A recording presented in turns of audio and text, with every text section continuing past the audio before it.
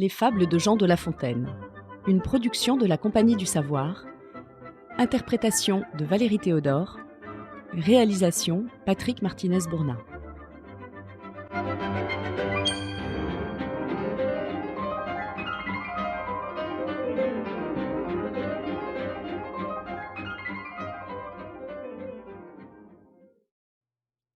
La cigale et la fourmi. La cigale, ayant chanté tout l'été, se trouva fort dépourvue quand la bise fut venue. Pas un seul petit morceau de mouche ou de vermisseau. Elle alla crier famine chez la fourmi sa voisine, la priant de lui prêter quelques grains pour subsister jusqu'à la saison nouvelle. « Je vous paierai, lui dit-elle, avant l'août, foi d'animal. Intérêt est principal. » La fourmi n'est pas prêteuse, c'est là son moindre défaut. « Que faisiez-vous au temps chaud » dit-elle à cette emprunteuse. « Nuit et jour, à tout venant, je chantais, ne vous déplaise. »« Vous chantiez ? J'en suis fort aise. Eh bien, dansez maintenant. » Le corbeau et le renard. Maître Corbeau, sur un arbre perché, tenait en son bec un fromage. Maître Renard, par l'odeur alléchée, lui tint à peu près ce langage. « Eh, bonjour, monsieur du Corbeau. Que vous êtes joli, que vous me semblez beau. Sans mentir, si votre ramage se rapporte à votre plumage, vous êtes le phénix des hôtes de ces bois. » À ces mots, le corbeau ne se sent pas de joie, et pour montrer sa belle voix, il ouvre un large bec, laisse tomber sa proie. Le renard s'en saisit et dit « Mon bon monsieur, apprenez que tout flatteur vit aux dépens de celui qui l'écoute. Cette leçon vaut bien un fromage, sans doute. » Le corbeau, honteux et confus, jura, mais un peu tard, qu'on ne l'y prendrait plus.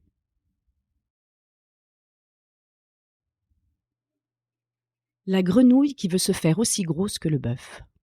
Une grenouille vit un bœuf qui lui sembla de belle taille. Elle, qui n'était pas grosse en tout comme un œuf, envieuse, s'étend et s'enfle et se travaille pour égaler l'animal en grosseur, disant « Regardez bien ma sœur, est-ce assez ? Dites-moi, n'y suis-je point encore ? » « Nenni. »« M'y voici donc ? » ?»« Point du tout. »« M'y voilà ? » ?»« Vous n'en approchez point. » La chétive pécore s'enfla si bien qu'elle creva. Le monde est plein de gens qui ne sont pas plus sages. Tout bourgeois veut bâtir comme les grands seigneurs. Tout petit prince a des ambassadeurs. Tout marquis veut avoir des pages.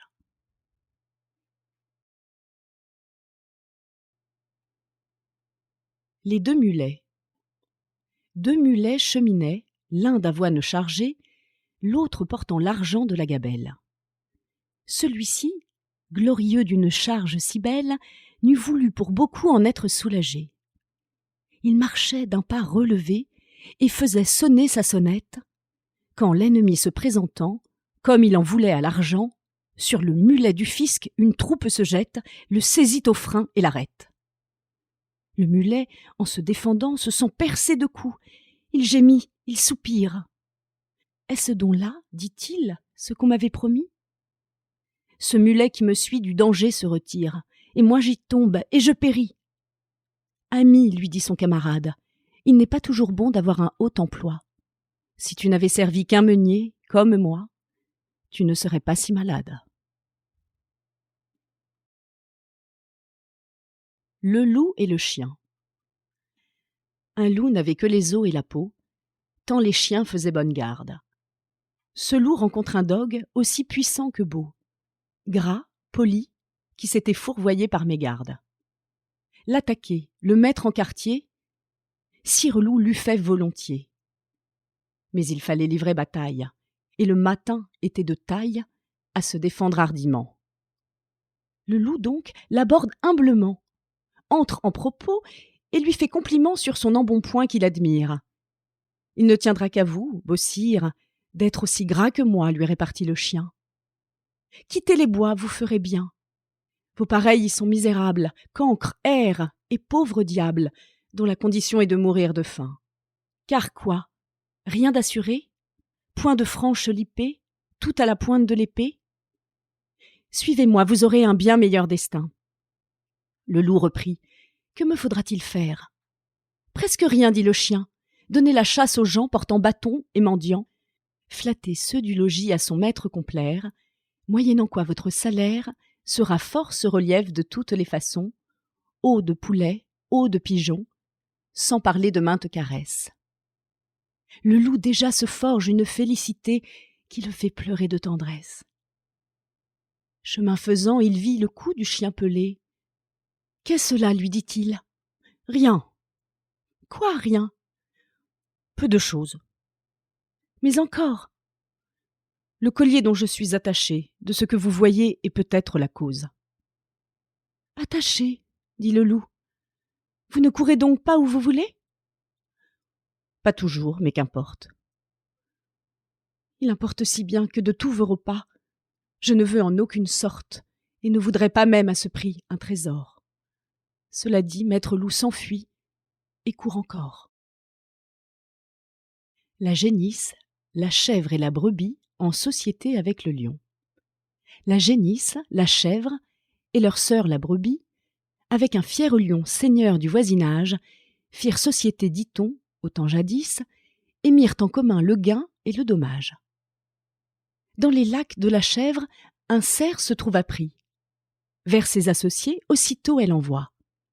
Eux venus, le lion par ses ongles compta et dit « Nous sommes 4 à partager la proie. » Puis, en autant de parts, le cerf, il dépeça. Prit pour lui la première en qualité de sire. « Elle doit être à moi, dit-il. Et la raison, c'est que je m'appelle Lion. À cela, l'on n'a rien à dire. La seconde, par droit, me doit échoir encore. Ce droit, vous le savez, c'est le droit du plus fort. Comme le plus vaillant, je prétends la troisième. Si quelqu'une de vous touche à la quatrième, je l'étranglerai tout d'abord.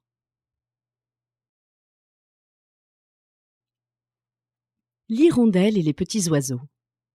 Une hirondelle en ses voyages avait beaucoup appris. Quiconque a beaucoup vu peut avoir beaucoup retenu. Celle-ci prévoyait jusqu'aux moindres orages et, devant qu'ils ne fussent éclos, les annonçait aux matelots. Il arriva qu'au temps que le chanvre se sème, elle vit un manant en couvrir maint sillon. « Ceci ne me plaît pas, dit-elle aux oisillons. Je vous plains, car pour moi, dans ce péril extrême, je saurais m'éloigner ou vivre en quelque coin. Voyez-vous cette main qui par les airs chemine?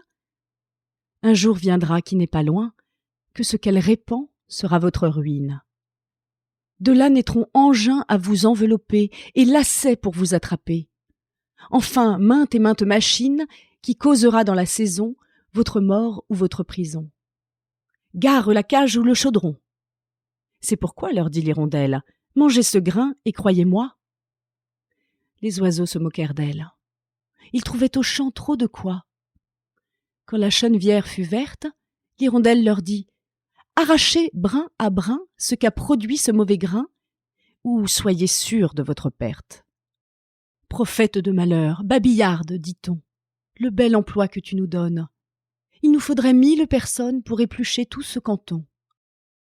La chanvre étant tout à fait crue, l'hirondelle ajouta « Ceci ne va pas bien, mauvaise graine est tôt venue. Mais puisque jusqu'ici l'on ne m'a cru en rien, dès que vous verrez que la terre sera couverte et qu'à leur blé, les gens n'étant plus occupés, feront aux oisillons la guerre, quand redingolettes et réseaux attraperont petits oiseaux, ne volez plus de place en place. Demeurez au logis ou changez de climat. Imitez le canard, la grue ou la bécasse. Et vous n'êtes pas en état de passer, comme nous, les déserts et les ondes, ni d'aller chercher d'autres mondes. C'est pourquoi vous n'avez qu'un parti qui soit sûr, c'est de vous enfermer au trou de quelque mur. » Les oisillons, las de l'entendre, se mirent à jaser aussi confusément que faisaient les Troyens quand la pauvre Cassandre ouvrait la bouche seulement. Il en prit aux uns comme aux autres. Maint oisillon se vit esclave retenu.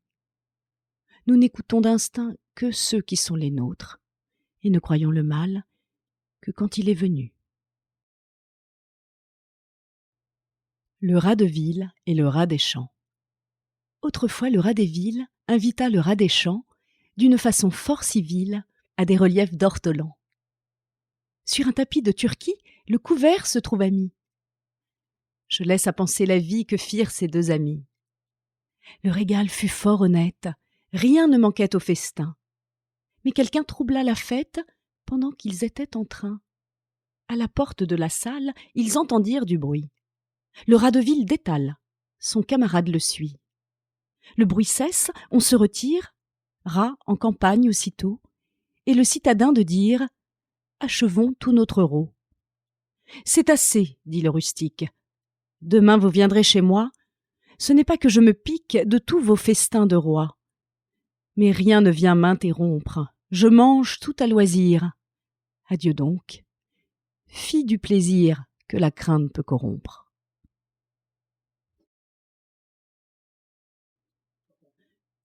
Le loup et l'agneau. La raison du plus fort est toujours la meilleure. Nous l'allons montrer tout à l'heure. Un agneau se désaltérait dans le courant d'une onde pure. Un loup survient à jeun, qui cherchait aventure et que la faim en ces lieux attirait. « Qui te rend si hardi de troubler mon breuvage ?» dit cet animal plein de rage. « Tu seras châtié de ta témérité. » « Sire, répond l'agneau, que votre majesté ne se mette pas en colère, mais plutôt qu'elle considère que je me vas désaltérant dans le courant, plus de 20 pas au-dessous d'elle, et que par conséquent, en aucune façon je ne puis troubler sa boisson. »« Tu la troubles, reprit cette bête cruelle, et je sais que de moi tu médis l'an passé. »« Comment l'aurais-je fait si je n'étais pas né ?» reprit l'agneau. « Je tette encore ma mère. »« Si ce n'est toi, c'est donc ton frère. »« Je n'en ai point. »« C'est donc quelqu'un des tiens, car vous ne m'épargnez guère. Vous, vos bergers et vos chiens. On me l'a dit. Il faut que je me venge. » Là-dessus, au fond des forêts, le loup l'emporte et puis le mange, sans autre forme de procès. Le dragon a plusieurs têtes et le dragon a plusieurs queues. Un envoyé du grand seigneur préférait, dit l'histoire, un jour chez l'empereur, les forces de son maître à celles de l'empire. Un Allemand se mit à dire « Notre prince a des dépendants qui, de leur chef, sont si puissants que chacun d'eux pourrait soudoyer une armée. » Le Chiaoux, homme de sens, lui dit « Je sais, par renommée, ce que chaque électeur peut de monde fournir. Et cela me fait souvenir d'une aventure étrange et qui pourtant est vraie. J'étais en un lieu sûr lorsque je vis passer les 100 têtes d'une hydre au travers d'une haie. Mon sang commence à se glacer et je crois qu'à moins on s'effraie. Je n'en eus toutefois que la peur sans le mal. Jamais le corps de l'animal ne put venir vers moi ni trouver d'ouverture. Je rêvais à cette aventure quand un autre dragon, qui n'avait qu'un seul chef et bien plus d'une queue à passer, se présente. Me voilà saisi derechef d'étonnement et d'épouvante. Ce chef passe, et le corps, et chaque queue aussi. Rien ne les empêcha. L'un fit chemin à l'autre. Je soutiens qu'il en est ainsi de votre empereur et du nôtre. Les voleurs et l'âne. Pour un âne enlevé, 2 voleurs se battaient. L'un voulait le garder, l'autre le voulait vendre. Tandis que coup de poing trottait et que nos champions songeaient à se défendre, arrive un 3e larron qui saisit maître à Liboron. L'âne, c'est quelquefois une pauvre province. Les voleurs sont tel ou tel prince, comme le Transylvain, le Turc et le Hongrois. Au lieu de 2, j'en ai rencontré 3. Il est assez de cette marchandise. De nul d'eux n'est souvent la province conquise. Un quart voleur survient qui les accorde net en se saisissant du baudet. La mort et le malheureux. Un malheureux appelait tous les jours la mort à son secours. « Ô mort, lui disait-il, que tu me sembles belle. Viens vite, viens finir ma fortune cruelle. » La mort crut, en venant, l'obliger en effet. Elle frappe à sa porte, elle entre, elle se montre. « Que vois-je » cria-t-il. « Ôtez-moi cet objet, qu'il est hideux. Que sa rencontre me cause d'horreur et d'effroi. N'approche pas, ô mort, retire-toi. » Mécénas fut un galant homme. Il a dit quelque part qu'on me rende impotent. Cul de jatte, goûteux, manchot, pourvu qu'en somme je vive, c'est assez, je suis plus que content. Ne viens jamais, ô mort, on t'en dit tout autant. La mort et le bûcheron.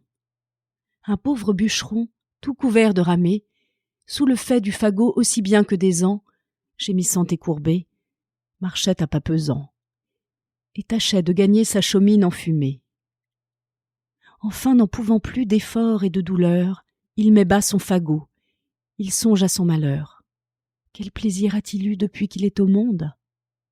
En est-il un plus pauvre en la machine ronde? Point de pain quelquefois, et jamais de repos.